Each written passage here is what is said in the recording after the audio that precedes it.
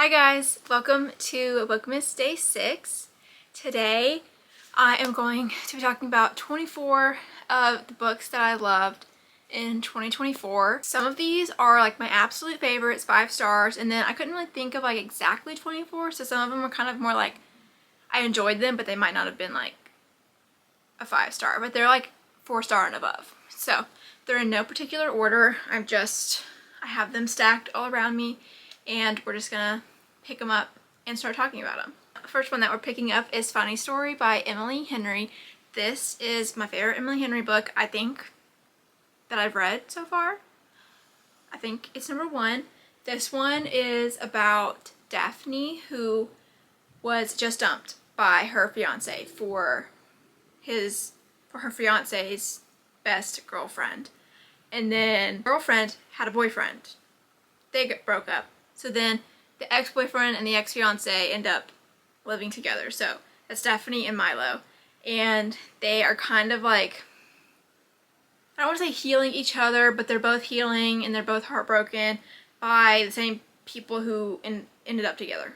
So they kind of bond over that, and they end up hanging out and just forming this bond, and it's amazing. I love Emily Henry's writing. If you haven't read any of her books, like, what are you doing? You have to read all of them. They're amazing. And this one was a 5-star read for me. Absolutely amazing. Love. Next, I read Heartstopper this year by Alice Oseman. This is a graphic novel series, and I had never thought of picking up a graphic novel series before, just because I didn't think I would enjoy them as much, but honestly, like, they're easy reads, obviously. This is about Charlie, who is openly gay at his school. He has a few friends, and sometimes he has a hard time at school with other kids making fun of him. And then Nick is the star rugby player. He's popular, cute, all that stuff. They end up sitting next to each other in one of their classes and form a friendship, and then other feelings evolve out of this friendship, and Nick finds out some things about himself that he's learning about, and Nick and Charlie are just so cute. They make my heart so happy. This book does talk about some deeper issues and like mental illnesses and stuff like that. Look up trigger warnings for it. So it's not just all cute and fun. It does talk about serious topics, but the series is so amazing. There's 5 volumes out right now, and there's a show on Netflix. And I don't know when the 6th volume is coming out. I thought it was going to come out in December. Maybe it'll come out before the end of the year. Probably not if we haven't heard anything about it yet, but I'm so excited for the next volume. They are my favorite. Next is a more recent read. This is Lost and Lassoed by Lila Sage. This is the 3rd book in the Rebel Blue Ranch series. So basically this is like these are standalone cowgirl, cowboy, small town romances. So this one follows Teddy, who is the main character, Emmy's best friend from the first book, Done and Dusted. It's her best friend, and Gus, who is the older brother of Emmy, the best friend. So this is a single parent trope, a single dad trope, and they both hate each other, but he ends up needing a babysitter for the summer, and she is great with his kid, so they're kind of forced to be together. The tension's amazing, the relationship's amazing. I love this series, and this is, I think, my favorite book in this series so far. So this was one of my faves. Another recent read is A Discovery of Witches by Deborah Harkness. This one is about Diana Bishop, who is working on, I don't even know, she's looking through manuscripts, like writing a paper and a presentation, and she comes across this magical manuscript that she like knows what it is because she's a descendant of witches. Like she's a witch, but she kind of like ignores her powers. She doesn't want to use them or acknowledge them, so she kind of like just pushes it aside, doesn't think about it anymore. And then all these other weird creatures, like other witches and vampires and demons, are like showing up and like trying to get this manuscript that she recovered, and she's like, I don't know what you're talking about. I don't know what's so special about this manuscript. And she meets a vampire named Matthew Claremont, and he's also one of those creatures looking for this manuscript, but he's a bit nicer about it, obviously. And the way I would describe this book, it's a dark academia, adult Twilight. This was a really fun read. It's kind of thick, but very enjoyable. The next book is actually a reread, and this is Heir of Fire by Sarah J. Maas. I'm starting my reread of Throne of Glass, and I read this one this year, and this has always been one of my favorites in the series, because, well, if you've read it, then you might know, but I don't want to spoil anything about it, because once you get to like past the first book in a series, then you can't really talk about the rest of them because they spoil what goes on in the other books. So this one's just more about the main character, Selena, finding out about her heritage and like where she comes from, and also the reader is learning that. Like, I think maybe Selena already knew all this, but she's getting training and she goes to a new country, she's meeting other people. All this stuff is going down. I love this book. It's so good. I tabbed so much in this book. This is a 5-star series for me. I can't wait to continue my reread. I discovered a new series, and that is called The Prison Healer by Lynette Noni. This one is a fantasy, a YA fantasy, where the main character named Kiva is a healer. She's been working in this like high security prison because she was captured when she was younger, so basically she's just a healer at this prison, okay? And then there's a rebellion going on with someone trying to take back, with like a royal line trying to take back the throne, and the main leader is called the Rebel Queen, and she ends up being captured and sent to this prison, and she shows up in the infirmary where Kiva works, and they want her to perform this trial that will determine whether she lives or dies. But these trials are like literally life or death. But when they captured the Rebel Queen, she was already like super sick. Like, we don't know what was wrong with her. And Kiva's like, she can't do these trials like this, so she volunteers to take this Rebel Queen's place. So she's doing all of these trials, and then you meet the other main character who kind of becomes the love interest, and there's just a lot of shocking plot twists in this, and I'm obsessed with that. I love that. So my next favorite is The X-Files by Jessica Joyce. This is the first book that I've read by her, but it's a romance, and it's about these estranged exes who were childhood best friends, okay?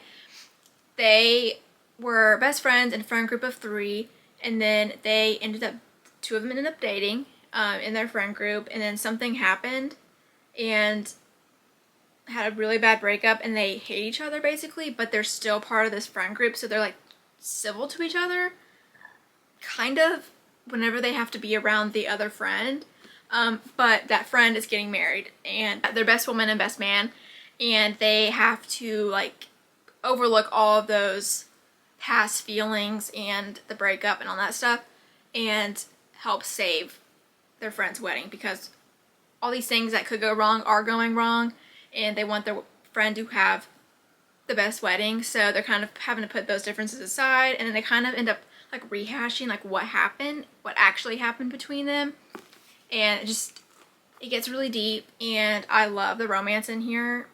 I ate it up. So good. And I also love the setting. Like, it takes place in like a vineyard type area, like the cover. Stunning. I love it. So cute. I also discovered Frederick Bachman this year, and this is one of my favorites that I've read by him. It's A Man Called Ove. It's about a man called Ove, obviously, who is the grumpiest man you'll ever meet. He hates people.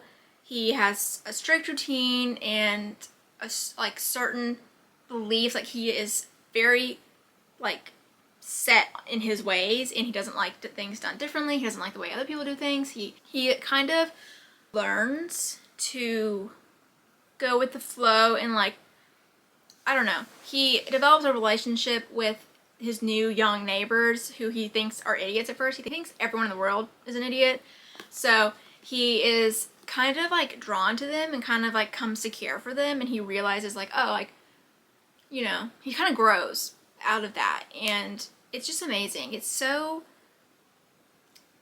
there are some funny moments, like I think Ove is really funny, but also there are some deep moments that are just like, they can be sad, they can be heartwarming. It's just so good, and this was a 5-star. His writing is amazing. If you haven't read a book by Frederick Bachman, I recommend reading all of them. I mean, I haven't read all of them, but I've read enough to say that like you should read Frederick Bachman. His writing is perfection. I have another reread, and this is People We Meet on Vacation by Emily Henry. I'm rereading her books also, and this one was originally my favorite out of all of her books before A Funny Story. And then like I started seeing more hype towards Beach Read, and I thought maybe Beach Read is my favorite. Like no one seems to like People We Meet on Vacation. I think it's like at the bottom of most people's rankings. But after rereading this, no. This is right after Funny Story, or maybe after Happy Place. It's second or third, I'm not sure. But I love Poppy and Alex. I think because I relate to Alex so much more than like the characters in Beach Read, maybe that's why I love this book more. But I just love the characters in this one and the relationship. It's amazing. Also, Tom Blythe as Alex Nielsen. I don't know how I'm going to function when I see that, but I'm so excited. I'm living for the behind the scenes pictures and videos that I see on my TikTok. It's going to be amazing. Probably another reason why this is going to be one of my favorite Emily Henry books. That's going to like boost it up on my ranking. But I love her writing, like I said. I feel like I can't say any more about it. Just, she's amazing. Read them. You don't need any other explanation besides that her writing is so good in the relationships and like the characters. They have so much depth and they're so relatable. I love them. Next, I have Magnolia Park's Into the Dark. I read this at the beginning of this year, is when it came out. This is the last book in the Magnolia Parks series that's told in Magnolia and BJ's point of view. There's still going to be more Daisy Hates books, but this is the last one that we're getting in Magnolia and BJ's point of view. But this one, again, it's the third book, so I can't really say much about it, but this one I think is like the most emotional one. If you've read these series or like even read the first one, you know like what kind of like characters and like story this follows, and it gets crazy, but I love this one. It was a highly anticipated read for this year, and it definitely lived up to my expectations. It's a 5-star. Another favorite is One Star Romance by Laura Hinken.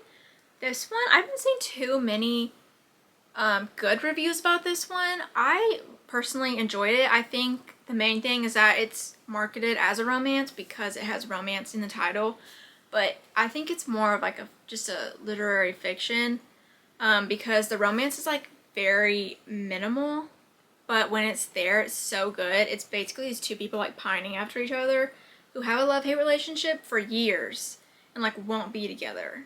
And if you don't like those tropes in books, then you probably wouldn't like this. I like the concept of it where basically she is the main character. Natalie is the maid of honor at her best friend's wedding. The husband or the fiance, the best man, is who she has an issue with. They hit it off at first when they first meet, and then she finds out that he gave her first book a 1-star, and she hates him ever since. Which is understandable, but also I feel like she thinks like it's the only bad review that she's gotten, so it's really not justifiable in my opinion to like just hate him forever, but also because there are feelings there. I guess she felt like betrayed by him. Anyway, she never lets that go, and she spends like the rest of her career, or like aspiring career, to prove to him that she can be an author and a successful writer, but she doesn't need to prove herself to him. So that part is kind of annoying to me, but I still love the romance, and some crazy things happen at the end of it. So I don't know. I really enjoyed it. I thought I wasn't, because it almost gave me whiplash, like the way I was feeling about the characters, like I said, about her trying to prove to him that she's the best, and he really didn't ask her to, and he wasn't really mean to her at all. So I think it was just like her like wanting to be the best, or might not have had to do with him at all. I don't know. I think I'm just ranting about it now, but I really enjoyed it, and it is a short book. I think if it just wasn't marketed as a romance, people would probably enjoy it more, but I definitely enjoyed it. This is the first Catherine Center book that I've ever liked. I've read Hello Stranger and The Bodyguard, and they were my favorite. I think I gave them both 3 stars. I didn't really have high expectations for this one, but I don't know what it was. I don't know if it's because it's newer, but the writing in this is amazing. I felt like I was reading something akin to Emily Henry or Abby Jimenez. It was so good. This one she is an aspiring screenwriter, and she gets the chance, like, from her agent to help this really famous screenwriter that she is a huge fan of, like, rewrite his script. Like, he needs it to sell. He needs someone to pick it up, but because of the way he's written it, I think it's a romance, and she's good at that. He needs help, but he won't accept it, and he's kind of mean to her at first, but then he ends up accepting her help, and they live, and she like stays and like lives in his house to help him write, and then other things happen, you know. They're forced to live with each other, feelings develop. I don't know, it's just so good. I feel like the characters in this one were just so much more complicated than her other books, and I feel like her other books seem very like ludicrous, and like the characters are kind of just like bizarre, but this one didn't feel that way. They felt more realistic, I guess, but still had that depth and could still be funny at the same time. So I really enjoyed this one. Next, I have Out on a Limb by Hannah Bonham Young. This one is a surprise pregnancy romance, and what I liked about this one is that I feel like typical surprise pregnancies don't follow the entire pregnancy. They just have more of the romance, then they end up pregnant like maybe halfway through the book, and then like flash forward to them having the baby. I feel like that's what I've mainly read. I may be wrong, there might be other books that aren't that way, but that's how I feel about most surprise pregnancy tropes.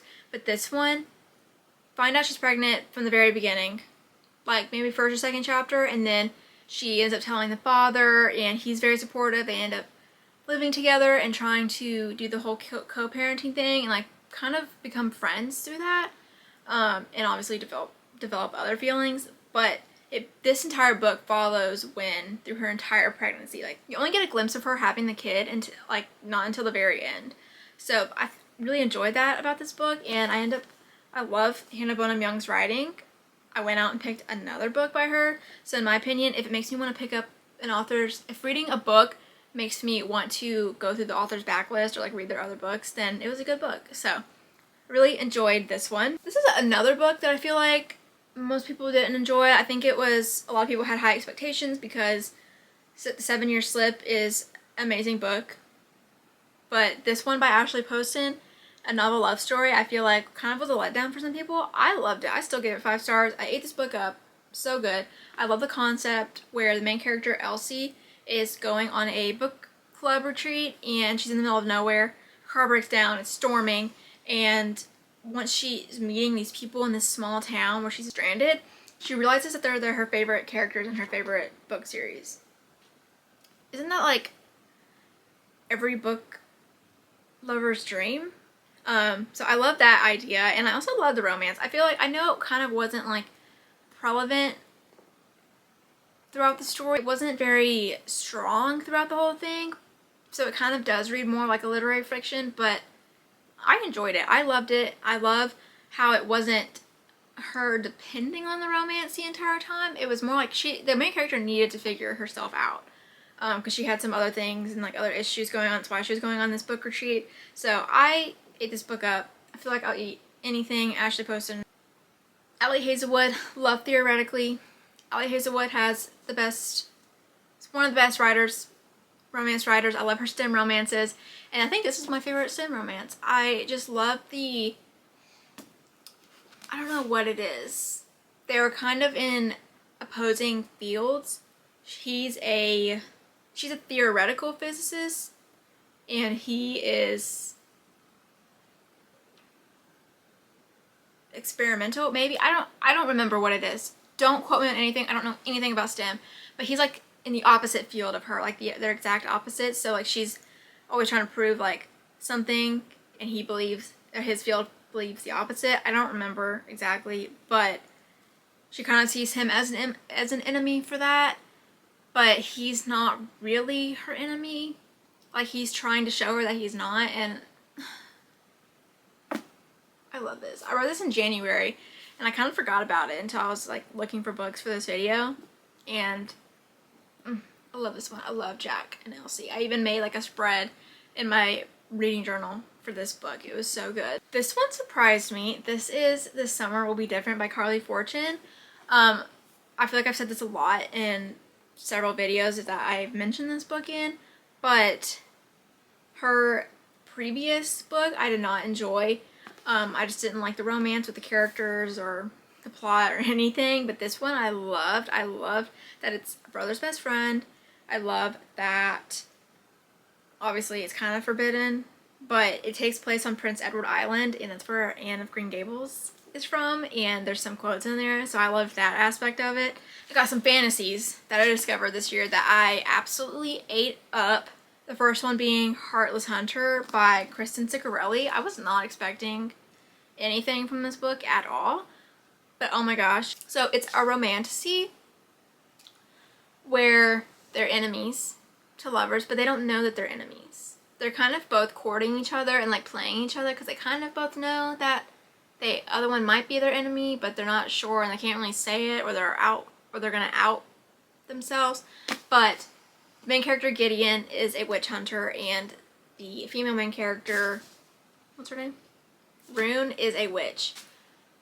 So obviously you can see where the problem is. But they're kind of like, it's kind of like a cat and mouse thing where they're chasing each other.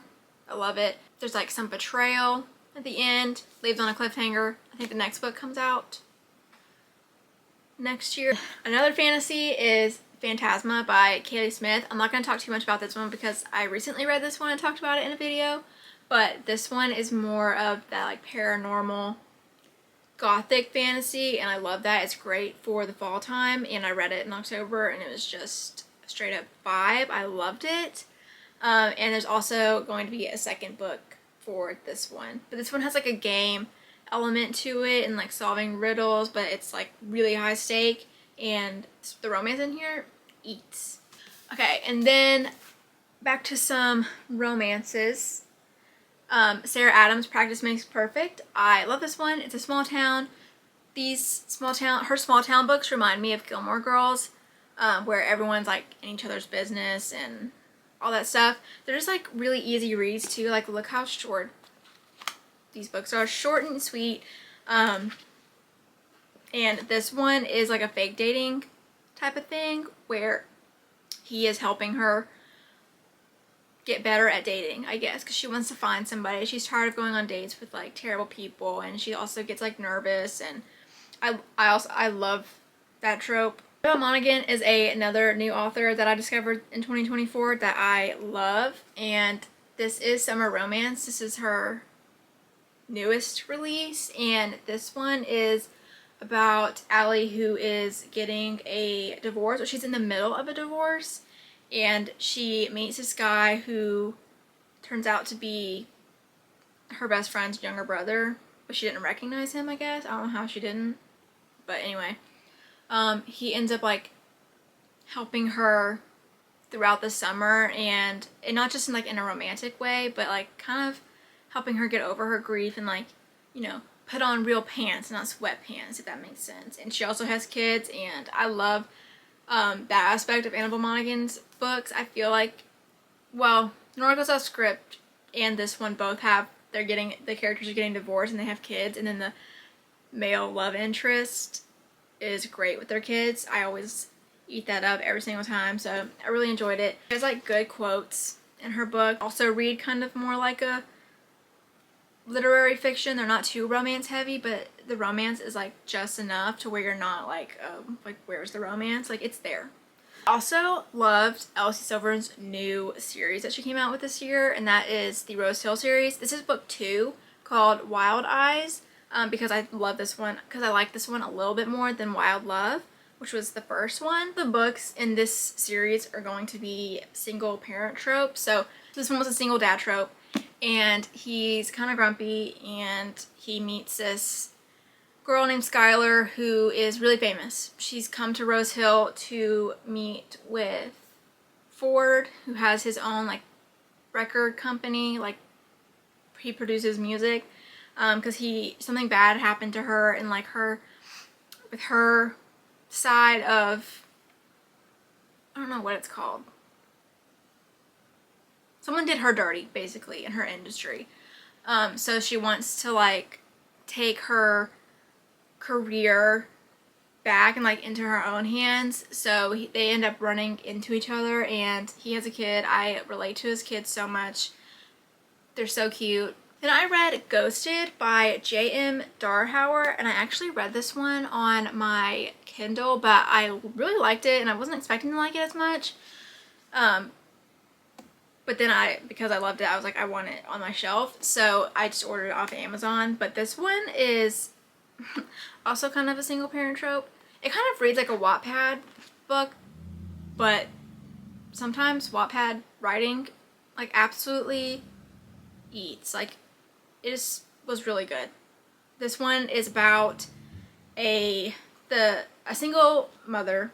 She is assistant manager at a grocery store. She has a little girl, and then the male main character is a super famous actor. He's basically the equivalent to like a Marvel actor. That's what he does. He plays a superhero.